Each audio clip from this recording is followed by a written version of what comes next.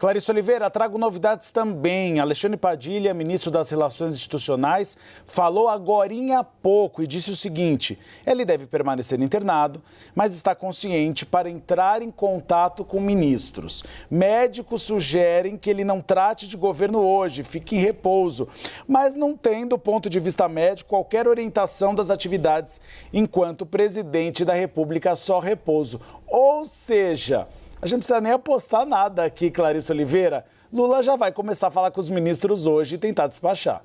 Uribe, olha, a gente que já acompanha o presidente há bastante tempo, né? Vou dizer, todo mundo ali com quem eu converso diz, olha, ele não vai largar esse osso mais de jeito nenhum, esquece. Não tem a menor chance dele entregar essa presidência aqui para o Alckmin para passar um fim de ano tranquilo e descansar. A tendência é, sim, a não ser que haja alguma mudança no seu quadro e haja uma restrição médica, é que o presidente Lula permaneça no exercício da presidência. Claro, o vice-geral do Alckmin já foi deslocado para cumprir ali os compromissos que ele tinha hoje. A gente está falando de compromissos de agenda internacional, então, naturalmente, era necessário que o presidente fosse substituído, não era algo que ele podia simplesmente tratar à distância. Mas Lula acordou bem, hoje ele deve descansar, ele está sendo orientado a sossegar um pouco ali, ficar quietinho, mas a tendência é sim que nos próximos dias ele já recupere as suas atividades. O doutor Roberto Kallil, até na entrevista coletiva, chegou a dizer ali, né, que ele permanece ali por aproximadamente uma semana, claro, vai ser reavaliado, mas a expectativa é de que ele possa até depois desse prazo retornar a Brasília. Em tese, Uribe, todas as conversas que eu tive apontam nessa direção. O quadro de Lula está controlado. O sangramento foi drenado, esse dreno permanece ali na cabeça do presidente para que as secreções, eventuais secreções ou algum sangramento adicional possa sair naturalmente ali dentro desse processo, até que isso esteja zerado. Mas o problema em si está resolvido e não há, segundo a equipe médica, risco de sequela neste momento. Não há, o quadro do presidente está controlado, o problema foi administrado e a rapidez na resposta, isso eu insisto, assim, por tudo que eu conversei aqui, a rapidez da equipe médica foi determinante, assim como o alerta do empresário Júnior, que contribuiu para que fosse feito esse atendimento com agilidade ao presidente, foi muito importante. E também teve uma precaução, né, Uribe? Porque o que ficou muito claro nos relatos que eu tive? O diagnóstico inicial do presidente, inicialmente, não parecia ser nada grave. Ele estava com um pouco de dor de cabeça, ele estava levemente febril. Chegaram a falar na possibilidade de ele estar com Covid, como eu disse. Então, o que houve foi, sim, uma cautela fundamental da sua equipe de médicos, que virou e falou, não, vamos fazer todos os exames, porque ele está em monitoramento por conta daquele acidente que ele teve, que ele caiu no banheiro. Então, é importante que a gente faça todos os exames por segurança. E ali, nesses exames, então, ficou demonstrado ali esse sangramento na cabeça do presidente, que se não tivesse sido tratado rapidamente, poderia sim ter evoluído para um caso muito grave. Então, uma das conversas que eu tive ali apontaram assim na linha, olha, 12 horas de diferença poderia ter mudado todo o destino do presidente da República. Então, neste momento, graças a essa rapidez e a esse tratamento adequado, Lula acordou bem. O que eu ouvi ali foi que ele foi estubado por volta das 5 horas da manhã e ali agora ele está bem, está consciente, conversa e, claro, está cansado, que no início ali, naturalmente, ele teve ali, ficou ali meio ruim, é normal.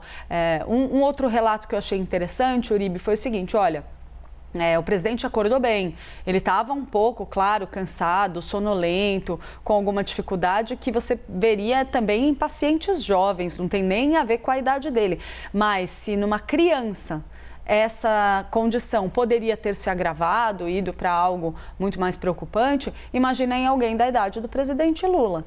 Então, a linha de tratamento adotada, a rapidez com que o problema foi identificado, tudo isso foi determinante para que a gente possa olhar para o presidente Lula nesse momento e dizer, está tudo sob controle.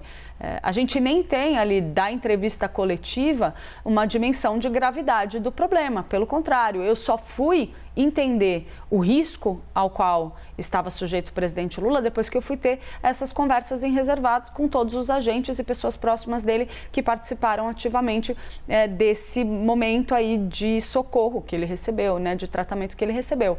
Então, vale aqui a gente destacar que teve um conjunto de fatores que contribuiu para que tudo esteja bem. Inclusive, o simples fato, imagina, de um empresário encontrar com o presidente, que é amigo dele de longa data, virar e falar: pô, ele tá estranho, ele não tá normal, ele tá muito baqueado, ele mesmo muito cansado. Ele tem um vigor, uma vivacidade, que é característica dele, mesmo quando ele está muito cansado, não é só cansaço.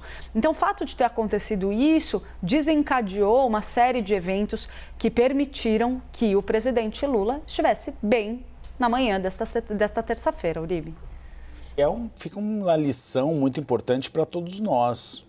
Não subestimem dorzinha de cabeça, não subestimem qualquer dor. É preciso procurar ajuda médica, porque muitas vezes você acha, não, é só uma enxaqueca. Não é uma enxaqueca, pode ser algo mais grave, como que foi passado pelo presidente da República. E o desafio vai ser agora, né, Clarissa, tentar fazer com que a primeira-dama Rosângela Silva não deixe trabalhar, porque isso sempre foi uma constância. Quando Lula estava com aquela dor na perna e passou por cirurgia, Janja no Palácio da Alvorada tentava evitar, mas ele, como a gente disse, é um animal político, ele pega o celular e conversa com todo mundo. Vai ser um pouco difícil não deixá-lo trabalhar. Hoje eu ainda acho que não. Já está muito grudada nele, pelo que me contaram, viu, Uribe? Ela acompanhou o presidente durante todo o trajeto, está ali prestando suporte ali, ficou ali grudadinha nele durante todo o caminho. Então, assim, a gente sabe que o presidente vai insistir em se manter no exercício da presidência desde que ele tenha condições para tanto, o que a equipe médica está dizendo, olha, até segunda ordem não tem problema. Ele está bem, claro, com os devidos cuidados, e ele acabou de sair da cirurgia. Então, né, pelo menos hoje, vamos segurar um pouquinho aí. E quando você falava do estado de ânimo do presidente, as pessoas falam, não, mas isso não importa, importa em decisões presidenciais. Por isso que o estado de saúde do presidente da República é tão importante. Quando ele estava com aquela dor na perna, muitos auxiliares diziam, ele está de mau humor, ele não está decidindo absolutamente nada, colocou tudo em banho-maria. Então, por isso que é importante que o presidente da República esteja bem para tomar decisões sensatas, porque quando ele não está, é possível que o estado de humor influencie nas suas decisões, né? E outro ponto, né, Uribe, que é importante a gente ressaltar. Toda a transparência que a gente vê na divulgação de informações a respeito do estado de saúde do presidente Lula, ela vem por exigência do próprio presidente Lula. Tá? Então, assim, a gente sabe que o presidente já passou por um câncer que foi ali amplamente publicizado, é uma coisa que obviamente despertava muita preocupação, mas tem, segundo os relatos que eu tive já, porque eu cobri tanto a doença, o câncer do presidente Lula, cheguei a ir parar no hospital de madrugada com ele quando ele passou mal uma vez numa viagem a Pernambuco, já passei por várias situações que eu fiquei na porta do hospital ali como repórter, e um ponto que preocupa bastante o entorno do presidente, o próprio presidente pelos relatos que eu tenho, é que ele acha que foi um erro muito grande a ex-presidente Dilma Rousseff ter mantido ali o câncer dela sob sigilo por mais tempo, talvez, do que o necessário. Estava ainda muito inicial, mas não sei se você vai se lembrar, mas o câncer de Dilma foi revelado pela imprensa, né? Salvo engano, posso estar errada, mas foi a coluna da Mônica Bergamo que deu uma notinha dizendo que ela tinha colocado aquele catéter para injeção de quimioterapia. E aquilo ficou no ar e aí estourou, então, a Dilma está com câncer. Aquilo é algo que o presidente Lula tem vontade de evitar. Ele acredita que o estado de saúde dele como chefe do governo brasileiro é assunto da população brasileira. Então, que as pessoas têm o direito de saber se ele está bem, se ele não está bem. Então, isso é uma demanda exclusiva do próprio presidente. É questão de Estado, porque o estado de saúde do presidente influencia assim na nação, influencia na Bolsa de Valores, no dólar. Então ele deixa de ser o CPF e vira o CNPJ, vira presidente da República. Não é mais o Luiz Inácio Lula da Silva. Então o estado de saúde do presidente da República é interesse nacional, sim, porque interfere em decisões nacionais. Clarissa, repetindo rapidamente, a gente vai dar daqui a pouquinho o trecho do Alexandre Padilha, ministro das Relações Institucionais, mas ele diz que Lula deve permanecer internado, mas deve já começar a fazer ligações no máximo amanhã. Hoje é dia de repouso. Vamos ver se a primeira-dama vai deixar ele pegar o telefone. Obrigado pelas informações, Clarissa.